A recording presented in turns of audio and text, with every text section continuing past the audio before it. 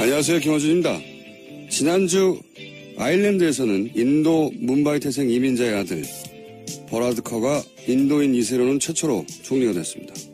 38, 역대 최연소 총리면서 게이입니다. 세르비아에서는 지난주 차기 총리로 브르나비치가 지명됐고 레즈비언입니다. 스페인 여성 국방장관 차콘이 임신한 채 군사야를 한 게 벌써 10년 전이고 이제 나토에서는 여성 국방장관만 30명씩 모입니다. 그 나라들은 소수자 인권이 원래 높았다. 아닙니다. 아일랜드인 아무에게나 물어보세요. 천주교가 사실상 국교인 나라에서 게이 총리를 몇 년 전까지 상상이나 했냐고. 세르비아는 국민 85%가 동방 정교회입니다. 스페인은 마초이즘으로 유명하죠. 세상에 원래 그런 건 아무것도 없습니다. 기존 질서를 유지하려는 힘을 변화하고자 하는 힘이 넘어서면 그때 사회는 한 발자국씩 진화하게 되는 거죠. 문재인 정부가 오랜 세월 이 땅을 지배해왔던 주류의 기준으로는 기존 질서를 거역하는 소수자 정부라는 걸 새삼 깨닫는 요즘입니다. 원래 그런 건 아무것도 없다는 걸 매일 되새기는 정부가 되길 기대합니다. 김어준 생각이었습니다.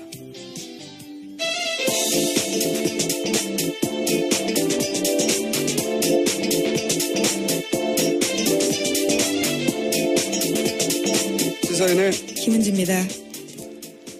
자, 오늘도 뉴스를 달려볼까요? 한 주의 마무리입니다. 네, 문재인 대통령이 어제는 로이터 통신과 인터뷰를 했습니다. 한미가 합의한 사드 배치 일정의 구체적인 내용을 처음 공개했습니다.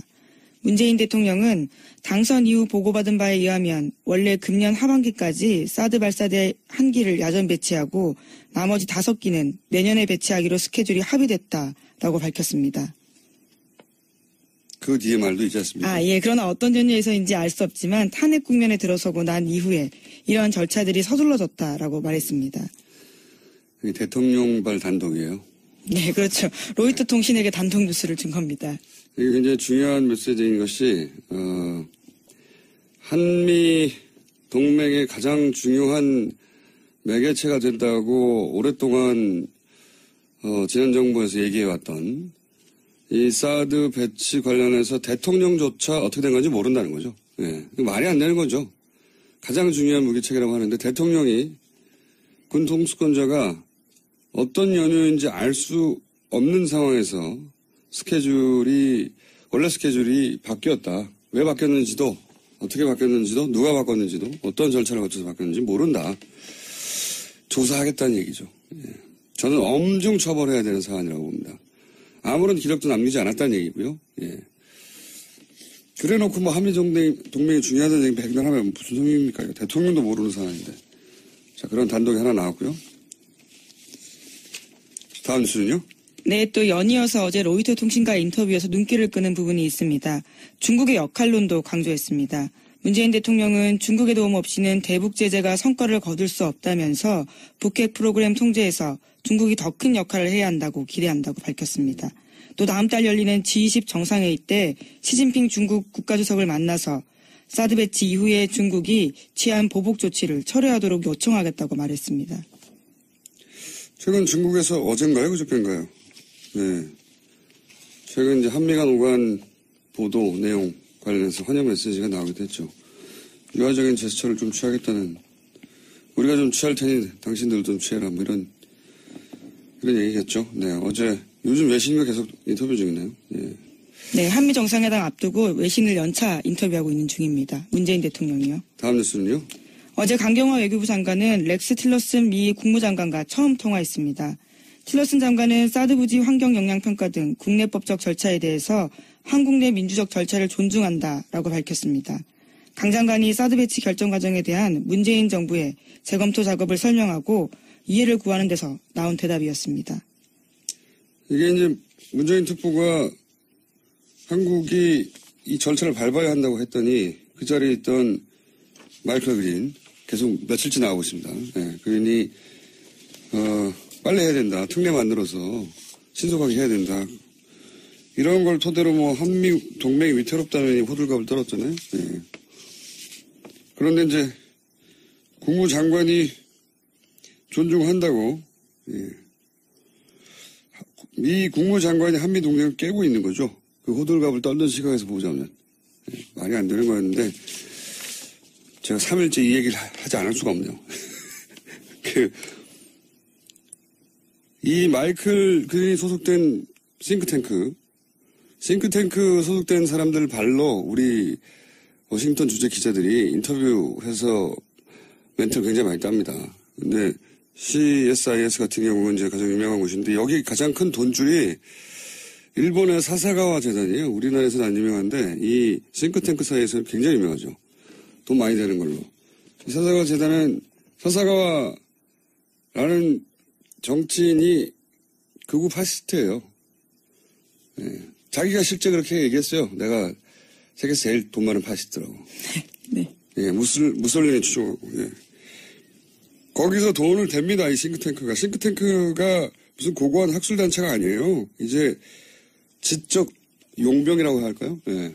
지적 용병이 된 지 오래입니다. 괜히 워싱턴 이런 싱크탱크가 친일본 성향을 띈 게 아니고 그리고 이 싱크탱크 워싱턴 정가에 또 영향을 일정 정도 준단 말이죠. 그래서 괜히 방금 전에 나왔던 이 틸러슨이 일본 방문해서 일본이 미국에게 가장 중요한 동맹이다 말을 한 게 아니죠.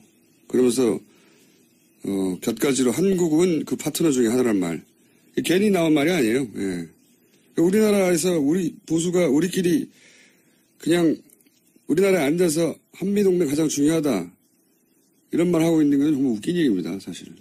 그 현장에서는 이런 포럼에서는 혹은 싱크탱크는 일본의 영향력 아래에 들어간 지 오래됐어요. 예. 사사가와 재단 한번 찾아보세요. 그런 일본 영향력에 바이어스 걸린 사람들 멘트를 따서 문재인 정부가 한미동맹을 위태롭다라고 하는 거는 웃긴 이야기입니다. 왜냐하면 이런 포럼에 가면 한국 관련 나오면 일본 시각이 구수란히 그 주류 시각처럼 전해져요. 그 일본 시각 예를 들어서 한국은 미국보다 중국에 더 가까워지고 있고 최근에. 그래서 미국이 덜 중요하고 이런 얘기가 나옵니다. 다음에 자세히 한번 다루죠. 예. 다음 순요. 네, 한미가 연합군사훈련을 중단하면 북한도 핵과 미사일 실험을 중단할 수 있다고 계영춘 인도 주재 북한 대사가 밝혔습니다. 인도. 예. 계 대사는 리수용 외무상 측근으로 알려진 인사입니다. 또 한미 정상회담을 일주일 앞둔 시점에 나온 발언이어서 주목됩니다.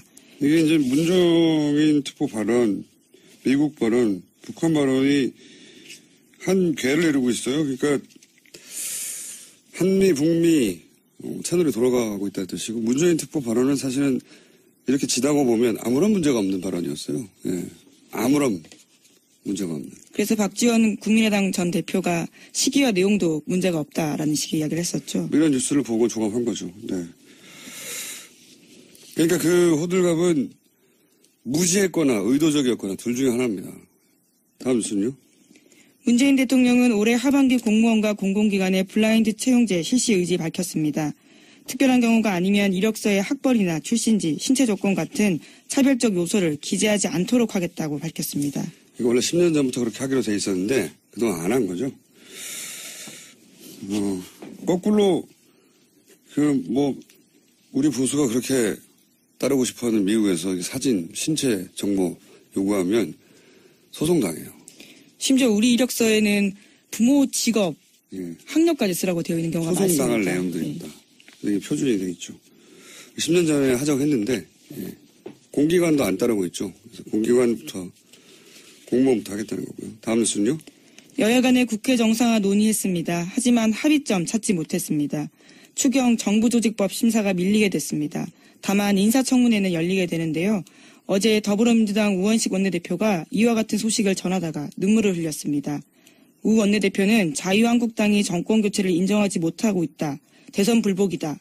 국민의당도 섭섭하다. 이렇게 밝혔습니다. 이 이야기는 저희가 3부에서 우원식 원내대표를 직접 연결해서 어떤 의미인지 들어보겠습니다. 자, 오늘 게스트가 많거든요. 다음 뉴스는요. 네, 정유라 씨나 최순실 씨 소유로 된 독일 재산이 없다고 TV조선이 보도했습니다. 현금화해서 모두 썼거나 다른 사람 명의로 바꿨다라는 건데요.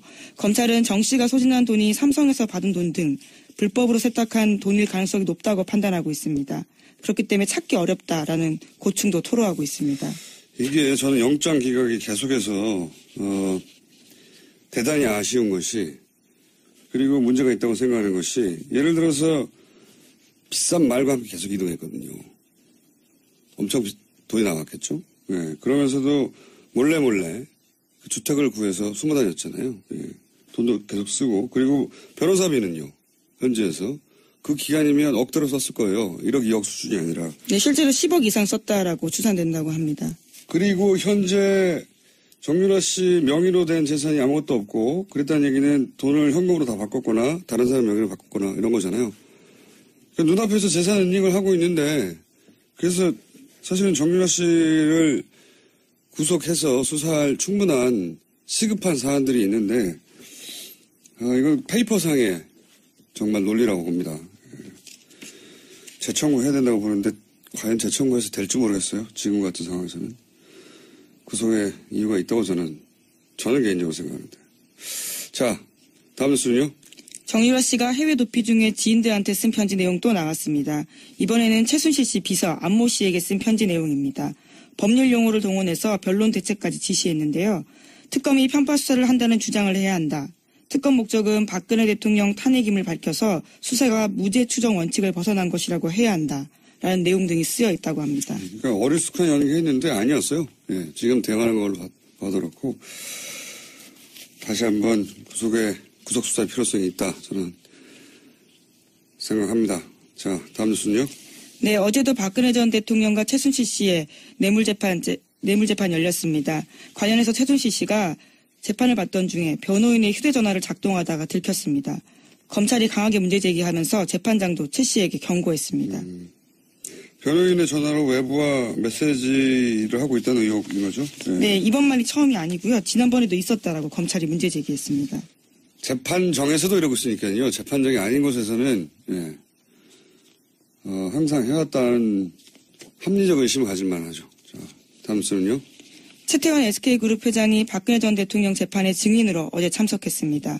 대통령과의 독대 당시에 최 회장은 동생의 가석방을 언급했고 박근혜 전 대통령은 SK의 출연 금액을 직접 확인했다고 진술했습니다. 대통령이 직접 돈 얘기하기 쉽지 않은데 얼마 내느냐고 물어봤다는 거 아닙니까? 네, 안종범 전 수석 불러서 직접 금액 확인하고 감사한다라는 이야기까지 했다고 합니다. 관련 조사 나올 때마다 웃음이 나와요. 예. 최태원 회장이 직접 진술한 부분입니다. 그러니까 독대니까 둘밖에 모르는 얘기인데 그동안 안종범 실록에 의해서만 간접적으로 전해지다가 당사자가 나와서 돈 얼마 내냐고 물어봤다. 예. 재밌는 뉴스입니다. 네. 그래놓고 자기는 전혀 국가를 위해서 한 일이고, 예. 돈이 어떻게 오가는지도 몰랐고, 요구한 적도 없다고. 다음 수는요? 네, BBK 사건의 김정규 씨가 자신의 트위터에 쓴 글이 눈길을 끌고 있습니다. 어제 올린 글인데요. 2007년 대선 직전 박근혜 전 대통령의 변호인인 유영하 변호사가 자신에게 기획 입국을 제안했다고 주장했습니다. 이런 김 씨의 주장에 대해서 유영하 변호사는 트위터 내용을 보지 못했다면서 상식적으로 판단해보라고 말했다고 하고요. 검찰은 공식 입장을 내고 김 씨의 주장은 과거 수사와 판결을 통해서 허위로 판명된 내용이라고 반박했습니다. 이게 무슨 진실 공방처럼 보도가 됐는데 새로운 게 아니에요. 이미 진작에 이혜원 의원이 마침 그러고 보니까 이혜원 의원 인터뷰도 하네요. 당대표 후보로. 주장이 왔던 거예요. 예. 당사자가 김경준 씨가 자기를 보러 온 사람이 누구라고 말한 거 아닙니까, 당사자가. 그렇죠. 2007년 당시에. 예, 이혜원 의원도 진작부터 주장을 했었고요. 근데 여기에 대해서 유영하 변호사 상식적으로 판단해보라고 하는데 뭘 상식적으로 판단해보라는 건지 모르겠는데 이걸 진실 공방인 것처럼 몰고 가면 이건 물타기입니다. 이게 기사가 되려면 왜 당시에는 유영하 변호사 대신에 이혜원 의원이 뒤집어 썼는가. 그리고 이원 의원한테 크로스 체크를 해야지 규정에 맞는 기사인 거죠. 예. 검찰 주장을 고스란히 똑같은 무게로 실을 게 아니라. 예. 이유가 뭘까? 이원 의원에게 잠시 물어보기로 하고요. 예. 오늘 여기까지입니까? 네. 자, 오늘은 미니 인터뷰가 또 하나 있어가지고 여기까지 하겠습니다. 시사인의 김은지였습니다. 감사합니다.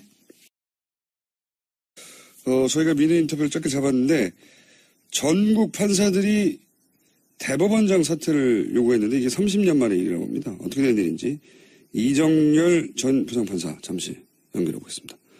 안녕하세요, 판사님. 네, 안녕하세요. 네, 요즘 자주 연결합니다. 네, 네, 그렇습니다.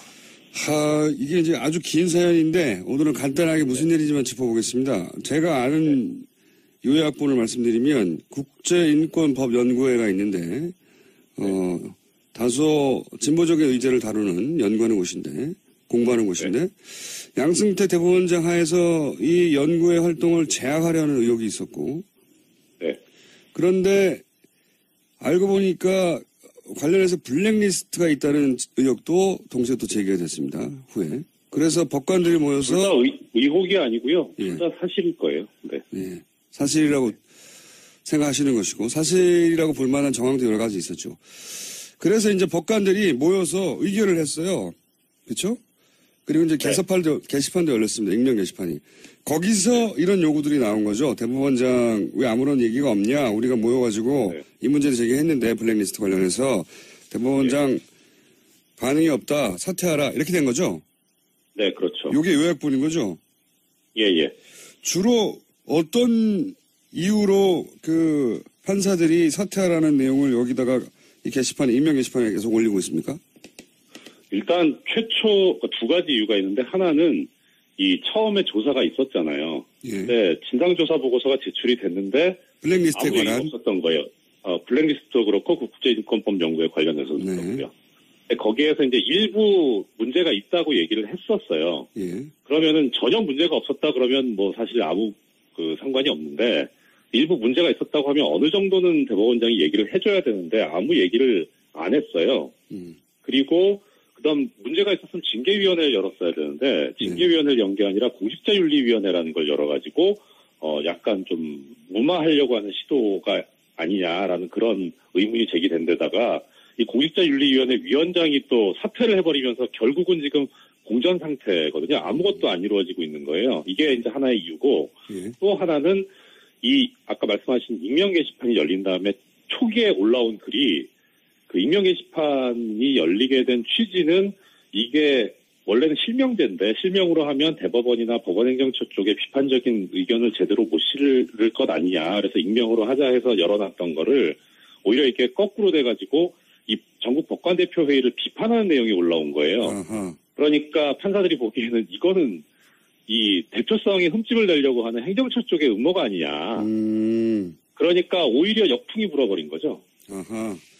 익명 게시판을 열어서 이런 전국 법관 대표 회의에서 의결됐던 내용이나 이런 내용에 대해서 비판하는 내용이 올라오자 거꾸로 이제 법관들이 화가 나서 이 익명 게시판을 열었던 이유가 결국은 이 판사들의 요구를 이런 식으로 뒤에서 비판하려고 했던 거냐라고 거꾸로 물러가라 이런 얘기가 된 거군요. 예, 그리고 게다가 또 하나 있는 게 지금 사실 이렇게 이야기하기 조심스러운 건데 익명 게시판이기도 하고 내부 게시판이잖아요. 그러니까 외부에서는 사실 알 수가 없는 건데 법관 아니면 이게 거의 이게 거의 실시간으로 지금 보도가 되고 있거든요. 누군가가 전달한다는 얘기네요. 예, 그리고 게다가 지금 요새 올라오는 글들이 뭐 저는 언론 보도를 보고 알긴 했는데 이게 너무 수준이 낮다는 거예요. 그래서 이게 정말 법관이 쓰고 있는 게 맞냐. 그러니까 오히려 이게 정말 아니 뭐 법관들도 게시판에 가면 네티즌이죠. 뭐 그렇긴 한데 이게 법관 수준의 글이 아니라는 거예요. 그래서 오히려 일부 법관들의 아이디가 도용당하고 있는 건 아니냐. 뭐 그런 얘기까지 하고 있더라고요. 네, 그 정도다. 네. 그래서 대법원장 물러가라는 얘기가 나왔다. 이 사안은 저희가 따로 한번 왜냐하면 지금 현재 막 벌어진 일이고 진행 중인 일이라 오늘 여기까지만 할 텐데요. 마지막으로 한 가지만 더 여쭤보자면 어떤 일이 벌어졌는가 하는 정도만 지금 체크하는 건데 어차피 임기가 석 달밖에 안 남았는데 대법원장이 굳이 퇴진을 요구하는 이유는 뭔가요? 간단하게 정리해 주십시오. 판사들 성향이죠. 판사들은 법률가거든요. 법률가 중에 법률가이기 때문에 임기가 하루가 남아도 아닌 건 아닌 거예요. 무슨 말씀인지 알겠습니다. 오늘 여기까지 듣겠습니다. 감사합니다. 네, 고맙습니다. 지금까지 이정열 전 부장판사였습니다. 안녕하세요. 김어준입니다. 지난주 아일랜드에서는 인도 뭄바이 태생 이민자의 아들 버라드 커가 인도인 2세로는 최초로 총리가 됐습니다. 38, 역대 최연소 총리면서 게이입니다. 세르비아에서는 지난주 차기 총리로 브르나비치가 지명됐고 레즈비언입니다. 스페인 여성 국방장관 차콘이 임신한 채 군사야를 한 게 벌써 10년 전이고 이제 나토에서는 여성 국방장관만 30명씩 모입니다. 그 나라들은 소수자 인권이 원래 높았다. 아닙니다. 아일랜드인 아무에게나 물어보세요. 천주교가 사실상 국교인 나라에서 게이 총리를 몇 년 전까지 상상이나 했냐고. 세르비아는 국민 85%가 동방 정교회입니다. 스페인은 마초이즘으로 유명하죠. 세상에 원래 그런 건 아무것도 없습니다. 기존 질서를 유지하려는 힘을 변화하고자 하는 힘이 넘어서면 그때 사회는 한 발자국씩 진화하게 되는 거죠. 문재인 정부가 오랜 세월 이 땅을 지배해왔던 주류의 기준으로는 기존 질서를 거역하는 소수자 정부라는 걸 새삼 깨닫는 요즘입니다. 원래 그런 건 아무것도 없다는 걸. 자기가 실제 그렇게 얘기했어요. 내가 세계에서 제일 돈 많은 파시스트라고. 네. 예, 무솔리니 추종하고. 예. 거기서 돈을 댑니다. 이 싱크탱크가. 싱크탱크가 무슨 고고한 학술단체가 아니에요. 이제 지적 용병이라고 할까요? 예. 지적 용병이 된 지 오래입니다. 괜히 워싱턴 이런 싱크탱크가 친일본 성향을 띈 게 아니고, 그리고 이 싱크탱크가 워싱턴 정가에 또 영향을 일정 정도 준단 말이죠. 그래서 괜히 방금 전에 나왔던 이 틸러슨이 일본 방문해서 일본이 미국에게 가장 중요한 동맹이다 말을 한 게 아니죠. 그러면서 곁가지로 한국은 그 파트너 중에 하나란 말. 괜히 나온 말이 아니에요. 예. 우리나라에서 우리 보수가 우리끼리 그냥 우리나라에 앉아서 한미동맹 가장 중요하다 이런 말 하고 있는 건 정말 웃긴 얘기입니다. 사실은. 그 현장에서는 이런 포럼에서는 혹은 싱크탱크는 일본의 영향력 아래에 들어간 지 오래됐어요. 예. 사사가와 재단 한번 찾아보세요. 그런 일본 영향력에 바이러스 걸린 사람들 멘트를 따서 문재인 정부가 한미동맹을 위태롭다라고 하는 거는 웃긴 이야기입니다. 왜냐하면 이런 포럼에 가면 한국 관련 나오면 일본 시각이 고스란히 그 주류 시각처럼 전해져. 그 일본 시각 예를 들어서 한국은 미국보다 중국에 더 가까워지고 내일 되새기는 정부가 되길 기대합니다. 김어준 생각이었습니다.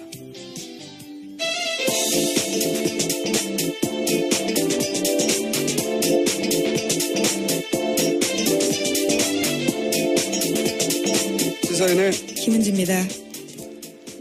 자, 오늘도 뉴스를 달려볼까요? 한 주의 마무리입니다. 네, 문재인 대통령이 어제는 로이터 통신과 인터뷰를 했습니다. 한미가 합의한 사드 배치 일정의 구체적인 내용을 처음 공개했습니다.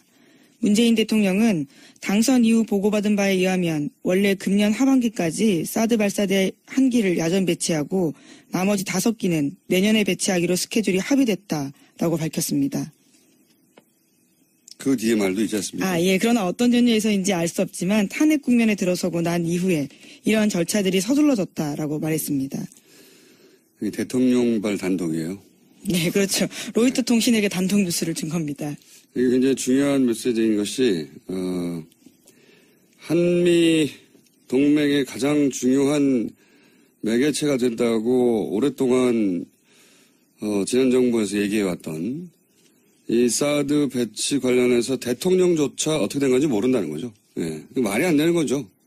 가장 중요한 무기체계라고 하는데 대통령이 군 통수권자가 어떤 연유인지 알 수 없는 상황에서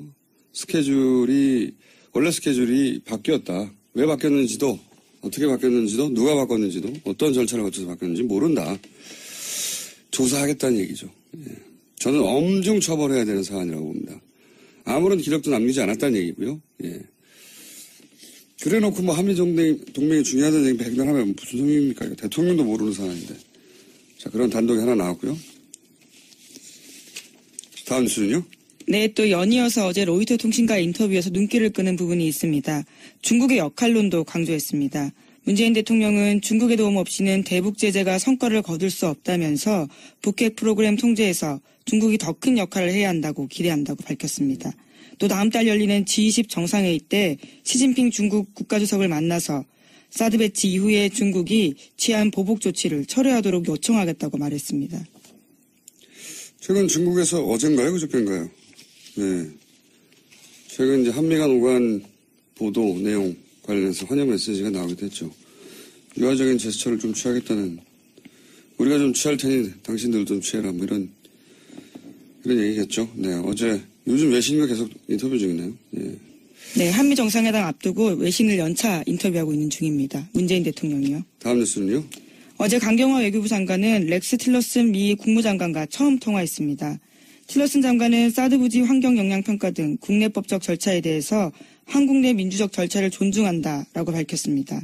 강 장관이 사드 배치 결정 과정에 대한 문재인 정부의 재검토 작업을 설명하고 이해를 구하는 데서 나온 대답이었습니다. 이게 이제 문재인 특보가 한국이 이 절차를 밟아야 한다고 했더니 그 자리에 있던 마이클 그린 계속 며칠째 나오고 있습니다. 네, 그린이 빨리 해야 된다. 특례 만들어서 신속하게 해야 된다. 이런 걸 토대로 뭐 한미 동맹이 위태롭다는 호들갑을 떨었잖아요. 네. 그런데 이제 국무장관이 존중한다고, 예.